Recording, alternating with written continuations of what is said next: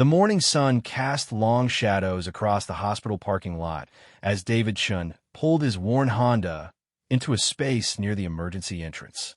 His hands shook slightly as he turned off the engine, the events of the past 3 hours replaying in his mind like a broken record. The call had come at 4 in the morning, jolting him from the first peaceful sleep he'd managed in weeks. "There's been an accident," the voice on the phone had said. "You're listed as her emergency contact." Emergency contact. The words felt strange and heavy. He hadn't seen Elena Rodriguez in over 2 years, not since their relationship had crumbled under the weight of his demanding career and her growing frustration with his constant absences. Yet somehow, his name still occupied that crucial spot in her phone, a ghost of their shared past that neither had bothered to erase. The automatic doors of the hospital slid open with a mechanical whisper as David approached. The familiar smell of antiseptic and floor cleaner hit him immediately, bringing back unwanted memories of his father's final days in a place much like this one. He approached the reception desk, where a tired-looking woman with kind eyes looked up from her computer screen. "I'm here about Elena Rodriguez," he said, his voice barely above a whisper. "Quel accident? Someone called me." The woman's expression softened. "Room 314, 3rd floor. The elevator is just down that hallway." She paused, studying his face. "Are you family?" David hesitated. What was he to Elena now? An ex-boyfriend who had let her slip away because he was too proud to admit his mistakes? A man who had chosen his law practice over the woman he claimed to love? "I'm all she has," he said finally, which felt more honest than any official designation. The elevator ride to the 3rd floor felt eternal. David stared at his reflection in the polished metal doors, hardly recognizing the man looking back at him. His dark hair, once meticulously styled for court appearances, was disheveled from sleep. His usually crisp shirts were replaced by the first clothes he grabbed from his bedroom floor. But it was his eyes that looked most foreign to him. They held a fear he hadn't experienced since he was a child. Room 314 was at the end of a long hallway lined with a soft beeping and humming of medical equipment. Through the partially open door, David could see a figure lying motionless in the hospital bed, connected to various machines by a web of tubes and wires. For a moment, he couldn't bring himself to enter. This wasn't how he had imagined seeing Elena again. Dr. Sarah Mitchell emerged from the room just as David reached the doorway. She was a woman in her 50s with graying hair, pulled back in a practical ponytail, and the kind of steady demeanor that comes from years of delivering both good and devastating news to families. "You must be David," she said, extending her hand. "I'm Dr. Mitchell. I've been taking care of Elena since she arrived." "How is she?" The question came out more desperately than David had intended. Dr. Mitchell gestured toward a small seating area near the nurse's station. "Why don't we sit down for a moment?" She waited until they were both seated before continuing. Elena was involved in a serious collision around midnight. A drunk driver ran a red light and struck her vehicle on the passenger side. She has multiple injuries, broken ribs, a punctured lung, internal bleeding that we've managed to control, and, most significantly, a traumatic brain injury. David felt the world tilt slightly. Brain injury? She's in a medically induced coma right now. We need to reduce the swelling before we can fully assess the extent of the damage. The next 48 to 72 hours are critical. Dr. Mitchell's voice was gentle but direct. "I won't lie to you, David. This is very serious. But Elena is young and strong, and she's getting the best care we can provide. Can I see her?" "Of course. Just know that she looks worse than she is right now. The machines are helping her breathe and monitoring all her vital signs. Talk to her if you feel comfortable doing so. Many patients in comas can hear familiar voices, and it might help." David nodded, not trusting his voice to remain steady. Dr. Mitchell led him back to the room and quietly withdrew, leaving him alone with Elena for the first time in over 2 years. She looked so small in the large hospital bed, almost childlike despite being 32 years old. Her usually vibrant dark hair was matted and pulled back from her face, revealing the full extent of the bruising along her left temple and cheek. Her olive skin, which had always glowed with warmth and life, appeared pale and fragile against the white hospital linens. David approached the bed slowly, as if sudden movements might somehow make things worse. He had imagined their reunion countless times over the past 2 years, sometimes angry confrontations where she told him exactly what she thought of his selfish choices, sometimes passionate reconciliations where they both admitted their mistakes. Never this. Never her lying unconscious while machines kept her alive. He pulled the vinyl visitor's chair closer to the bed and sat down, unsure what to do with his hands. Elena's right hand lay on top of the blanket, and Waterline snaking from the back of it to a bag of clear fluid hanging from a pole. David reached out tentatively and touched her fingers. They were warm, which somehow surprised him. "Hey," he said quietly, feeling foolish for talking to someone who couldn't respond. "It's me. It's David." He paused, watching for any sign of recognition, any flutter of her eyelids or twitch of her fingers. "Nothing. I know you probably don't want to see me when you wake up. I know I'm probably the last person you expected to be here. But the hospital called, and I came as fast as I could." The steady beep of the heart monitor provided a rhythm to his words. Outside the window, the city was waking up. David could see people walking to work, cars navigating the morning traffic, life continuing as normal for everyone except Elena and him. "Do you remember that weekend we spent at your cousin's cabin by the lake?" David continued, his voice growing stronger as memories flooded back. "You insisted we could catch our own dinner, even though neither of us had ever been fishing. We spent 6 hours on that dock without catching a single thing. You were so determined, so sure that if we just waited long enough, the fish would come to us." He smiled slightly at the memory. Elena had been wearing an old baseball cap and one of his oversized t-shirts, her feet dangling in the clear water as she held her fishing rod with intense concentration.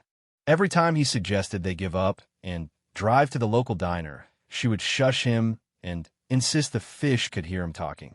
Finally, around sunset, you caught that tiny bluegill. It couldn't have been more than 4 inches long, but you were so proud. You made me take about 50 pictures of you holding it before you threw it back. Then we went inside and made grilled cheese sandwiches instead. David's voice caught slightly. "You said it was the best meal you'd ever had because we'd earned it." A nurse entered quietly to check Elena's various monitors and adjust her foredrip. She was a young woman with kind eyes who moved efficiently but gently around the equipment. "You can keep talking to her," the nurse said softly.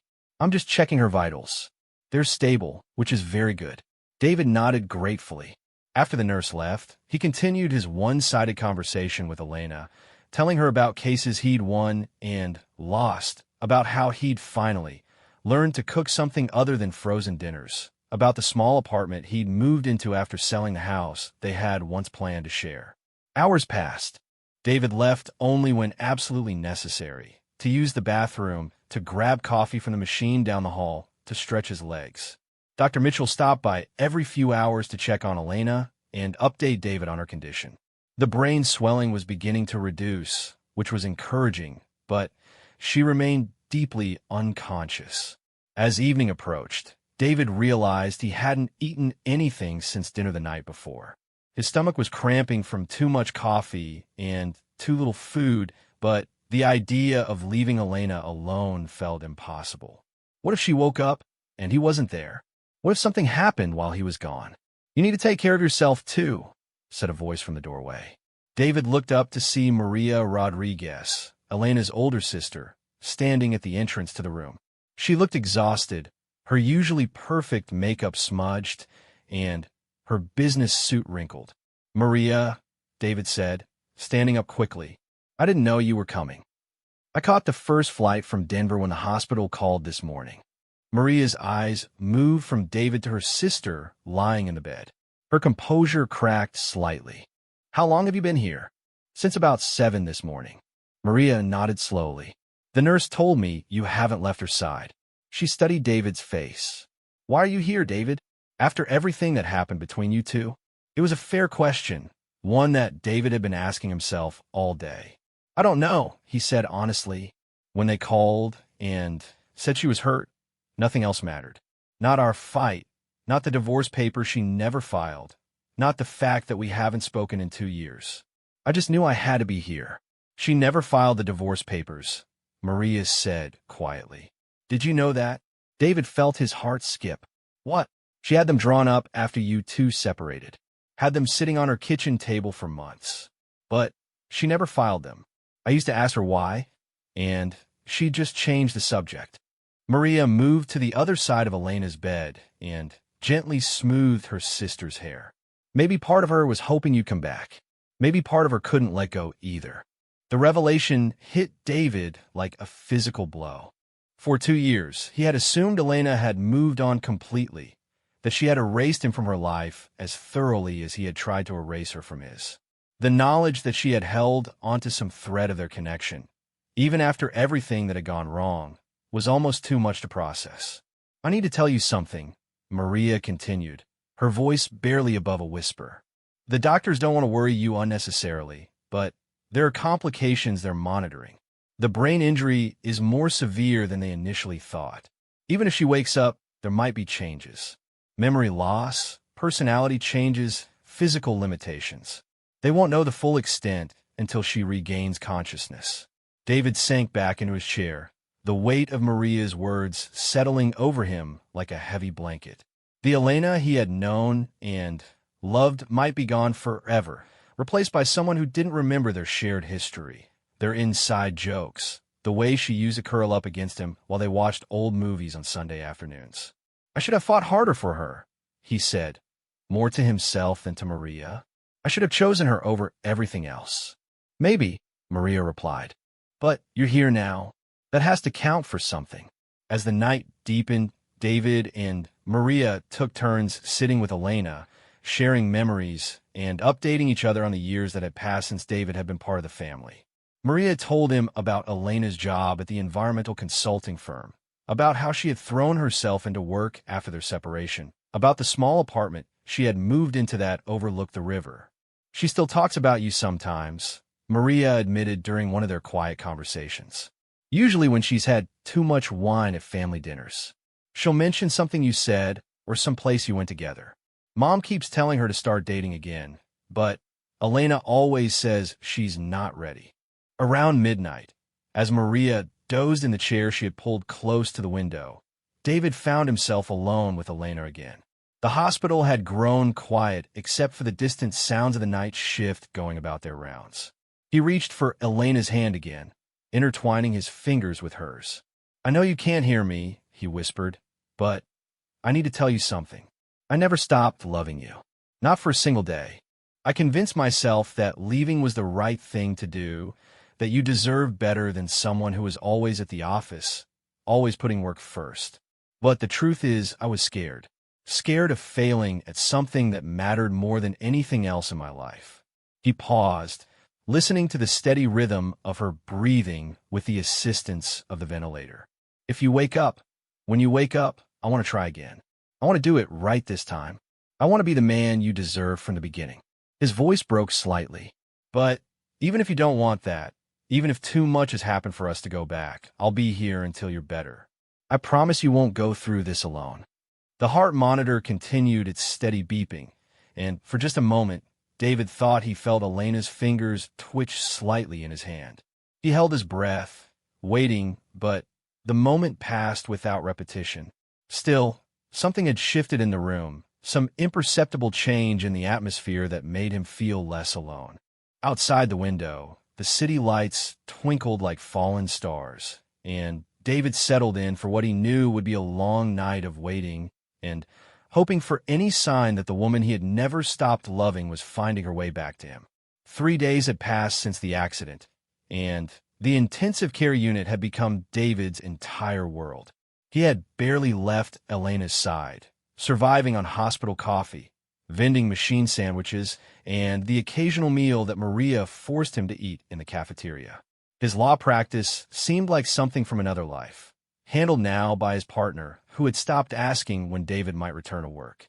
Dr. Mitchell had gradually reduced Elena's sedation, allowing her brain to emerge naturally from the medically induced coma. The swelling had decreased significantly, and the latest brain scans showed encouraging signs of normal activity.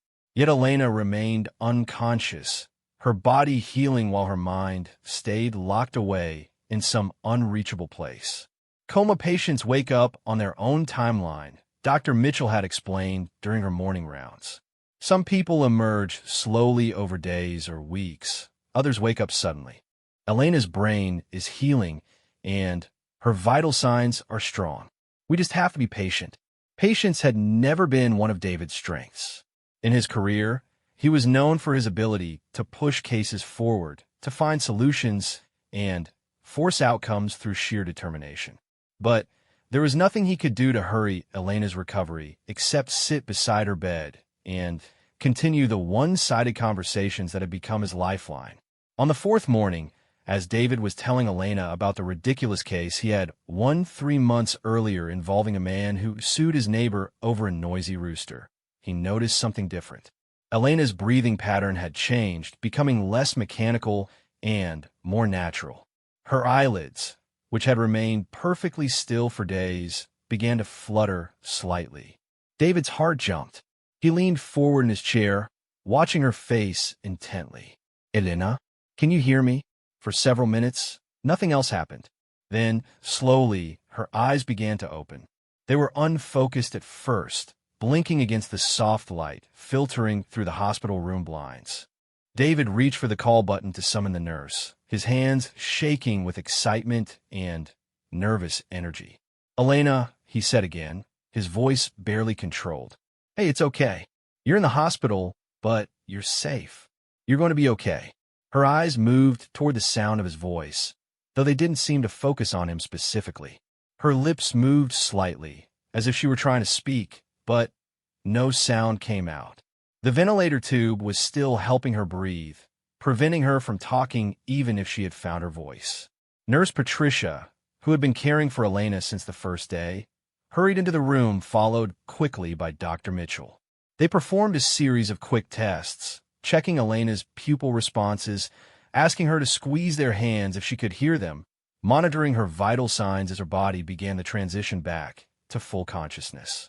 "This is very encouraging," Dr. Mitchell said to David as she completed her examination. "Her responses are good, her pupils are reactive, and her vitals are stable. We'll remove the breathing tube in a few hours if she continues to improve at this rate." Over the next few hours, David watched Elena slowly return to the world. Her periods of wakefulness grew longer, and her eyes began to track movement around the room. When Dr. Mitchell finally removed the ventilator tube, Elena's first attempt at speech was just a hoarse whisper, her throat raw from days of mechanical breathing. "Water," she managed to say, and David immediately reached for the cup of ice chips the nurse had provided. "Small pieces," Nurse Patricia instructed. "Just let them melt on your tongue." David carefully placed a small ice chip between Elena's lips, his fingers trembling as they briefly touched her mouth. She closed her eyes as the ice dissolved, and for a moment, David thought she might drift back into sleep. Instead, she opened her eyes and looked directly at him for the first time since waking up. The recognition in her gaze hit him like a physical force. She knew him. Despite everything the doctors had warned about possible memory loss, Elena clearly knew who he was. "David," she whispered, his name barely audible but unmistakable. "I'm here," he said, leaning closer to the bed. "I'm right here." Elena's eyes filled with tears, though whether they came from relief, confusion, or some other emotion, David couldn't tell.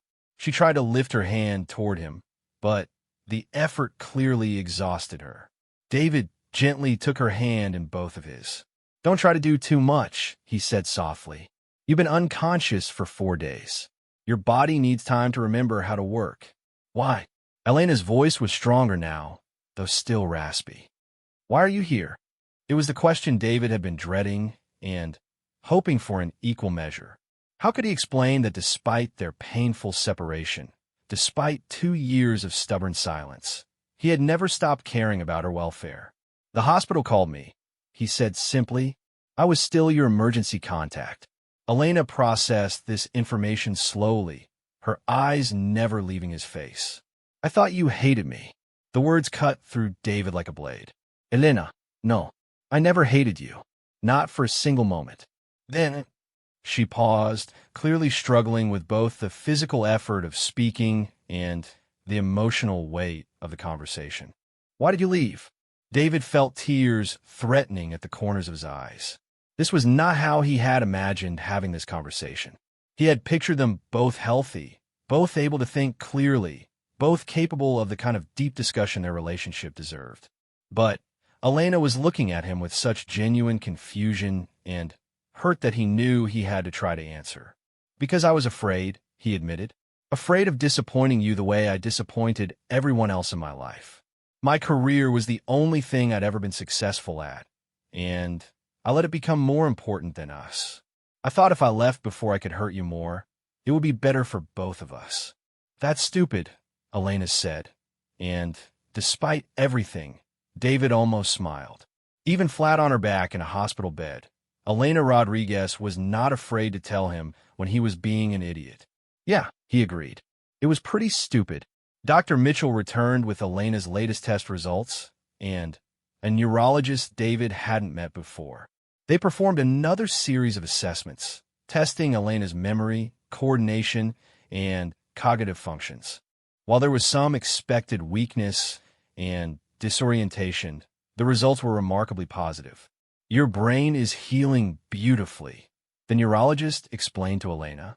We'll need to monitor you closely for the next few days, and you'll likely need some physical therapy to regain your full strength, but the outlook is very good. After the doctors left, Elena and David sat in comfortable silence for a while. Maria had gone back to her hotel to shower and change clothes, leaving them alone together for the first time since Elena had regained consciousness. I never filed them, Elena said suddenly. Filed what? The divorce papers. Maria told me. She mentioned them to you. Elena shifted slightly in the bed, wincing as the movement pulled at her injured ribs. I had them drawn up after you left. Sat at my kitchen table with them for months, pen in hand, trying to convince myself to sign them. David felt his heart rate accelerate. Why didn't you? Elena was quiet for so long that David thought she might have fallen asleep again. When she finally spoke, her voice was so soft he had to lean forward to hear her. Because some part of me kept hoping you'd come back. Some part of me believed that what we had was worth fighting for, even if you didn't think so. The honesty in her words was devastating. David realized that while he had been convincing himself that leaving was an act of love, a way to spare Elena from his shortcomings, she had been left to interpret his departure as evidence that their relationship wasn't worth saving in his eyes.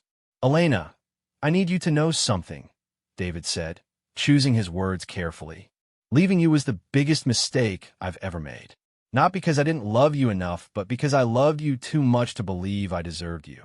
That's not your choice to make, Elena replied, her voice growing stronger with emotion. You don't get to decide what I deserve. You don't get to make that decision for me, and then disappear. She was right, and David knew it. His grand gesture of self-sacrifice had actually been selfish, protecting his own fears about failure while leaving Elena to deal with the aftermath of their broken relationship. You're absolutely right, he said. I was a coward. I was so afraid of failing at being your husband that I failed at being your partner instead. Elena studied his face for a long moment. What happens now, David? Why are you really here? Is it just guilt, or is there something else? The question hung in the air between them, loaded with 2 years of hurt and hope and uncertainty. David knew that his answer would determine not just the next few days while Elena recovered, but possibly the entire trajectory of both their lives going forward. I'm here because when I got that phone call, I realized that nothing else in my life matters if something happens to you, he said. Not my career, not my pride, not my fear of screwing things up again. I'm here because I want another chance, if you'll give me one. Not to go back to the way things were, but to build something better.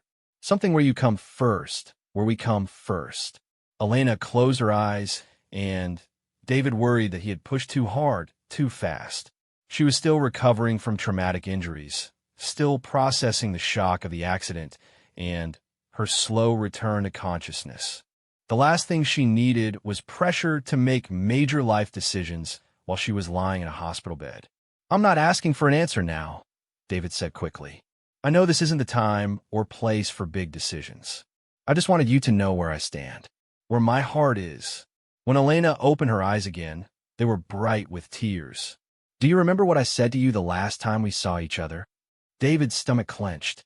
Their final fight had been devastating, full of accusations and hurt feelings and things that couldn't be taken back. Elena had been angry about another missed dinner, another case that had taken priority over their relationship, another evening spent alone while David worked late at his office. "You said you felt like you were in love with a ghost," David recalled. "Someone who looked like your boyfriend, but was never actually present." "No," Elena said softly. "That's not the last thing I said." David searched his memory, trying to recall the specific words that had ended their relationship.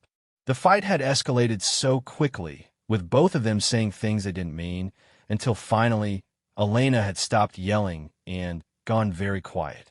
"I said, 'My last love is yours,'" Elena whispered, the words barely audible in the quiet hospital room. "I said it right before you walked out the door. You probably didn't even hear me." The memory came flooding back to David with devastating clarity. Elena had been standing in the doorway of their bedroom, tears streaming down her face, as he packed a suitcase in angry, jerky movements. He had been so focused on his own hurt and anger that he hadn't processed her final words as anything more than emotional noise. "My last love is yours," David repeated, the weight of those words settling over him like a heavy blanket. "You were telling me that I was it for you, that you wouldn't love anyone else after me." Elena nodded, fresh tears spilling down her cheeks. "I couldn't sign those divorce papers because I meant what I said. You were my last love, David. I didn't want there to be anyone after you." The confession broke something open in David's chest. For 2 years, he had carried the guilt of their failed relationship, convinced that he had destroyed something beautiful through his own selfishness and fear. But Elena's words suggested that their love had survived even their worst moments, that it had endured even when they couldn't be together. "I never forgot those words," David said, his own voice thick with emotion. "I pretended I did, but they followed me everywhere. Every time I tried to date someone else, every time I told myself I was better off alone, I heard your voice say my last love is yours, and I knew it was true for me too." Elena lifted her hand toward David's face, and this time she had the strength to complete the gesture. Her fingertips traced the line of his jaw, a touch so familiar and yet so profound after their long separation. "I meant it then," she whispered, "and I mean it now." The kiss they shared was gentle and tentative, mindful of Elena's injuries and the medical equipment still monitoring her vital signs. But it carried the weight of 2 years of separation, of words unspoken and chances missed, of a love that had somehow survived their worst mistakes. When they pulled apart, David rested his forehead against Elena's, careful not to disturb the bandages covering her head injury. "We're going to do this right," he promised. "No more putting work first. No more running away when things get difficult. We're going to be partners in everything. What about your practice? I'll figure it out. Maybe take on a different kind of law, something that doesn't require 80-hour weeks. Maybe move to a smaller firm where I can actually have a life outside the office." David smiled. "I've had 4 days to think about what matters most, and it's not winning cases or making partner or any of the things I used to think were important." Elena smiled back, the first genuine smile David had seen from her since before their relationship fell apart. "I'd like that. I'd like to try again." Outside the hospital room window, the sun was setting over the city, painting the sky in shades of gold and pink. David settled back into his chair beside Elena's bed, her hands still clasped in his, and for the first time in 2 years, the future felt full of possibility instead of regret.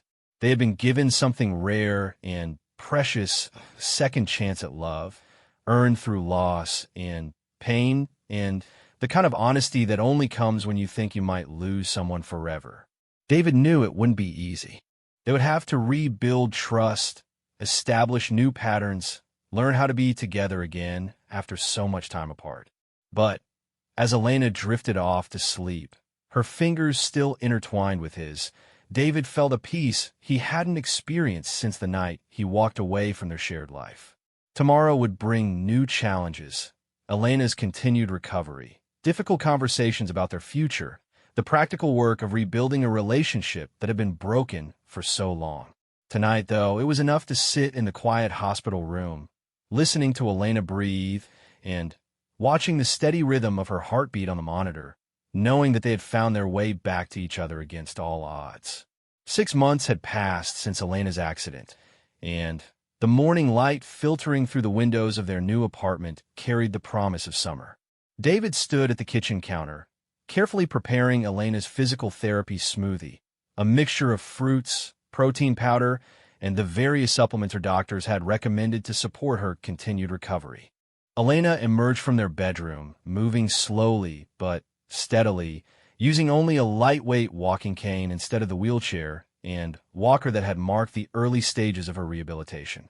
Her dark hair had grown back over the scar from her surgery, and while she still tired more easily than before the accident, her smile held all the warmth and vitality that David had fallen in love with years earlier. "You don't have to make my breakfast every morning," she said, accepting the smoothie with a grateful kiss. "I'm perfectly capable of opening a yogurt container." "I know," David replied, wrapping his arms around her waist.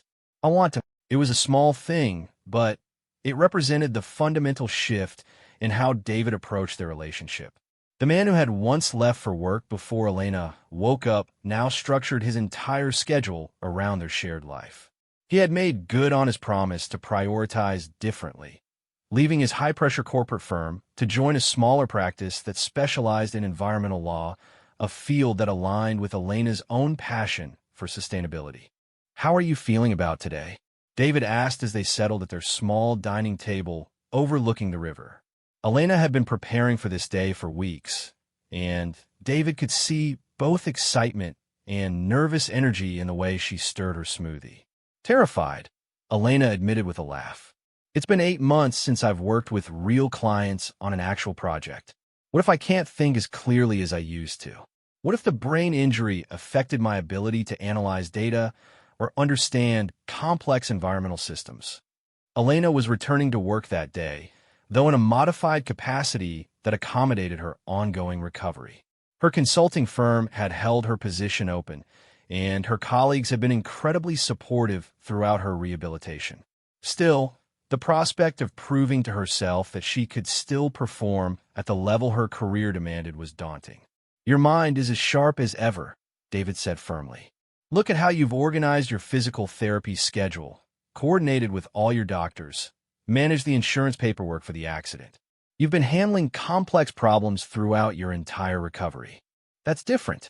That's just life maintenance." "Elena, last week you read through my entire environmental impact case file and spotted 3 regulatory issues that I missed." In one evening, while watching TV, David reached across the table to take her hand. "You're ready for this." Elena squeezed his fingers gratefully.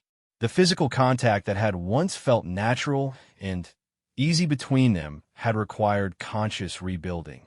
The accident had changed Elena's relationship with her own body. She was more aware of its fragility, more cautious about movement and exertion. David had learned to be patient with her healing process, never rushing her toward milestones she wasn't ready to reach. "Besides," David added with a grin, "if today doesn't go well, you can always come work with me. I could use a partner who actually understands science."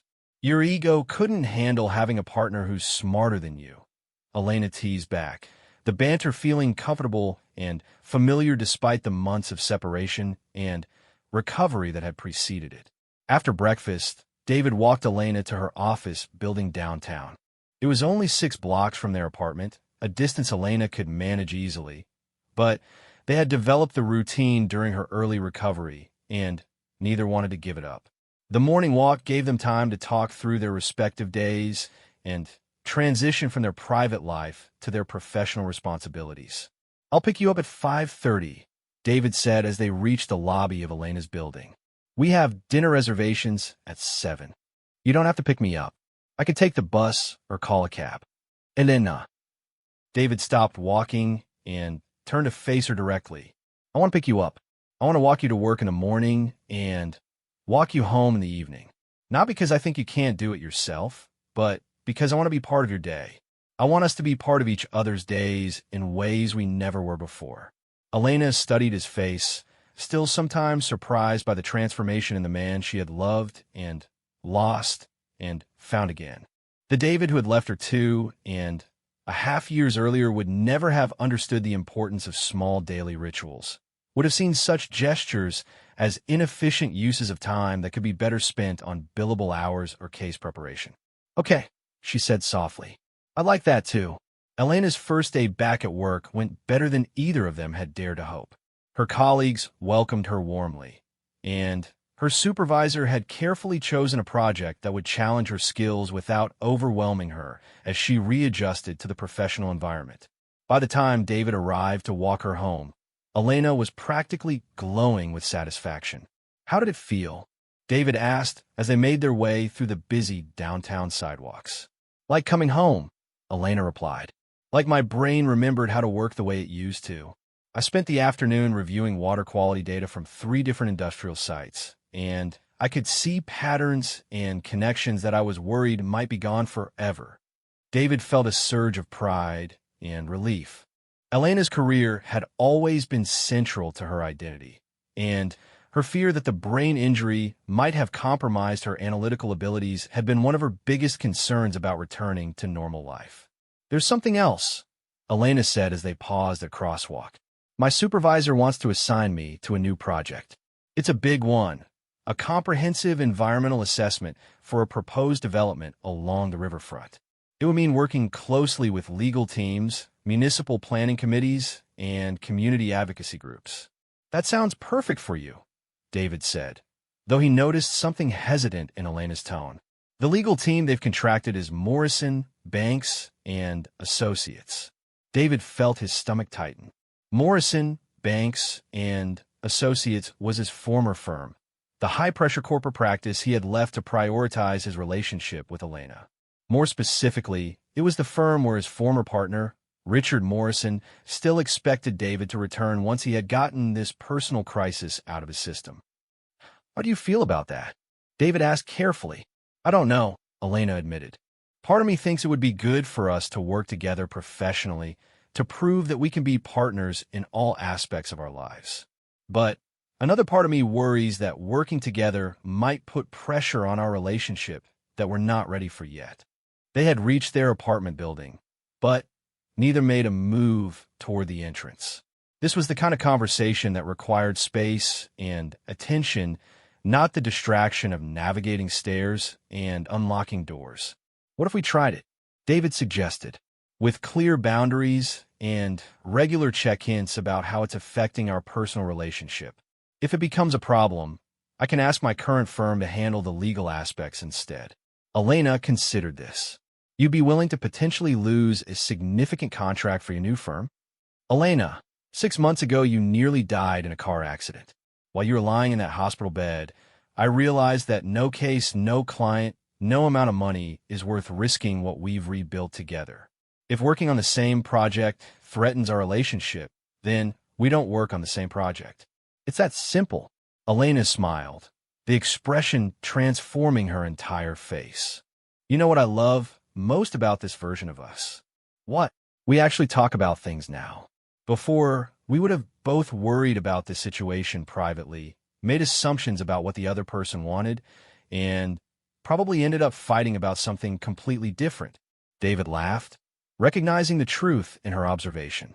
"We've gotten good at using our words. We've had good practice. Couples therapy, individual therapy, family therapy with Maria, crisis communication during my recovery. We've basically taken a masterclass in healthy relationship dynamics."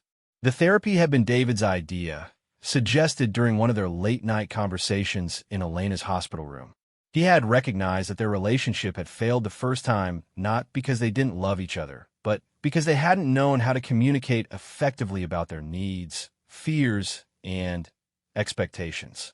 If they were going to try again, they needed better tools. Should we go upstairs and research this riverfront project? David suggested. I can make dinner while you look over the preliminary environmental reports.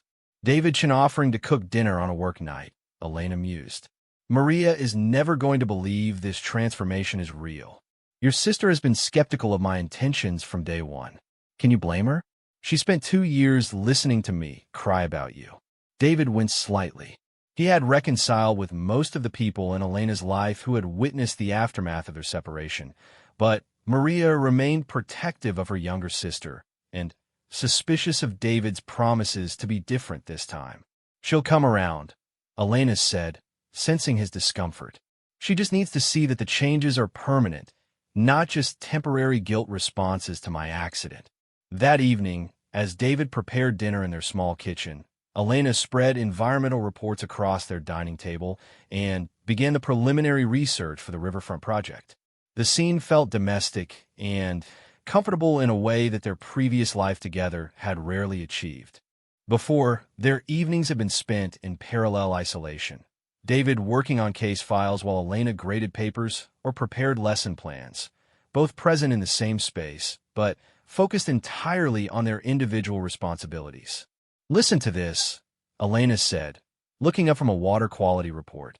The proposed development site used to be home to 3 different manufacturing plants between 1940 and 1985. Chemical processing, textile dyeing, and metal finishing. The soil contamination reports are going to be fascinating. Fascinating and probably horrifying, David replied, chopping vegetables for their stir-fry. Please tell me they did proper remediation before approving any construction permits. That's what I'm trying to figure out. The paperwork is incomplete. David paused in his cooking. Incomplete how? Like someone deliberately omitted certain test results and inspection records. I'm seeing references to reports that aren't included in the file, and the timeline of the remediation work doesn't match up with the environmental clearance dates. That sounds like it could be a serious legal issue. Elena gathered the papers into a neat stack, which is why I'm glad you'll be working on the legal side of this project. I have a feeling we're going to uncover some problems that require both environmental expertise and legal strategy to resolve. After dinner, they settled onto their couch to watch a movie, Elena's head resting on David's shoulder as she continued to recover from the mental fatigue that still accompanied full days of concentrated work. David found himself studying her profile in the flickering light from the television screen, marveling at how natural it felt to have her beside him again. What are you thinking about? Elena asked without opening her eyes. How different this feels from before. Different how? David considered how to articulate the shift he had observed in their relationship. Before, when we lived together, it felt like we were 2 people who happened to share the same space. We were both so focused on our individual goals and careers that we forgot to build a shared life together. And now it feels like we're actually partners. Like we're building something together instead of just existing in parallel. Elena shifted to look at him directly. The accident changed both of us, didn't it? Not just me because of the brain injury, but you too. David nodded, sitting in that hospital room, watching you unconscious and connected to all those machines. I realized that everything I thought was important was actually just distraction from what really mattered. My career, my reputation, my fear of failure. None of it meant anything if I lost you. I'm glad it took a near-death experience for you to figure that out, Elena said with gentle sarcasm. I'm glad you're here to give me grief about it. Elena laughed, the sound filling their small apartment with warmth. Outside their windows, the city continued its evening rhythm, but inside their space, time felt suspended in contentment. David, Elena's voice had grown serious. Yeah. Do you ever think about what our life would have been like if the accident hadn't happened? If we had just stayed separated and eventually moved on with other people? The question hit David with unexpected force.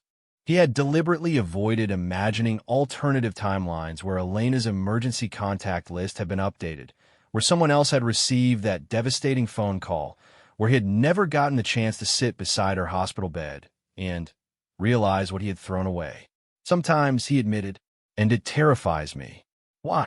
Because I think I would have spent the rest of my life comparing everyone else to you and finding them lacking. I think I would have convinced myself that I was better off alone rather than admit that I had made the biggest mistake of my life. Elena was quiet for a long moment. I think I would have stayed single too. Not because I was waiting for you to come back, but because I couldn't imagine trusting someone enough to risk that kind of hurt again. So the accident, as terrible as it was, actually saved us both from a lifetime of loneliness. Maybe we would have found our way back to each other eventually. Maybe love like ours doesn't just disappear, even when we make terrible decisions. David kissed the top of Elena's head, breathing in the familiar scent of her shampoo. I don't want to test that theory. I don't want to risk losing you again. You won't, Elena said firmly.